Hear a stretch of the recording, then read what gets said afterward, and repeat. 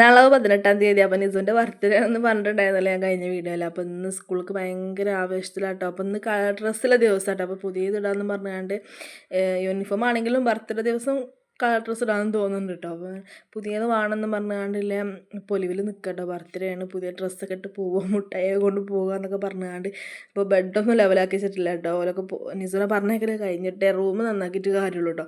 അപ്പോൾ ഓളൊക്കെ പോയതിന് ശേഷം ഞാൻ ബെഡൊക്കെ നന്നാക്കാറുള്ളതാണ് ഇങ്ങനെ നിൽക്കുന്നത്. അപ്പോൾ ഞാൻ വേഗം ഒരുക്കിക്കൊണ്ട് നിൽക്കട്ടെ. ഒന്ന് കുറച്ച് നേരം വൈകിട്ടാണ് എണീറ്റിട്ടുണ്ടായിരുന്നത് കേട്ടോ. അപ്പോൾ പെട്ടെന്ന് മുടിയൊക്കെ വാർന്ന് കെട്ടിക്കൊടുത്തോണ്ട് നിൽക്കണം കേട്ടോ. മുട്ടായിയൊക്കെ ഇന്നലെ തന്നെ ഉപ്പാനെ കൊണ്ട് വാങ്ങിക്കൊടുന്ന് വെച്ചിട്ടുണ്ടായിരുന്നു കേട്ടോ. പക്ഷേ ബർത്ത്ഡേൻ്റെ മുട്ടായി കൊണ്ടുവരണമെന്നും പറഞ്ഞ് വിളിച്ച് തൊയരം കെടുത്തി അതൊക്കെ നേരത്തെ റെഡിയാക്കി വെച്ചിട്ടുണ്ടായിരുന്നു കേട്ടോ. പിന്നെ സ്കൂളിലോട്ട് പാക്കറ്റ് പൊട്ടിച്ചാത്തത് കൊണ്ടുവരണം പറഞ്ഞ് അതിലേക്കോളെ കാണാതെ പൊട്ടിച്ചാണ്ട് ഇവിടെ അലോക്കത്തെ കുറച്ച് കൊടുക്കണ്ടേ. അപ്പോൾ അതിന് കുറച്ച് എടുത്ത് വെച്ചിട്ട് ബാക്കിക്ക വല്ല എവിടെയെങ്കിലും ഒട്ടിച്ച് വെച്ചതാണ് കേട്ടോ. അപ്പോൾ സ്കൂളിലോട്ട് കൊടുത്തയച്ചിട്ടുണ്ട്.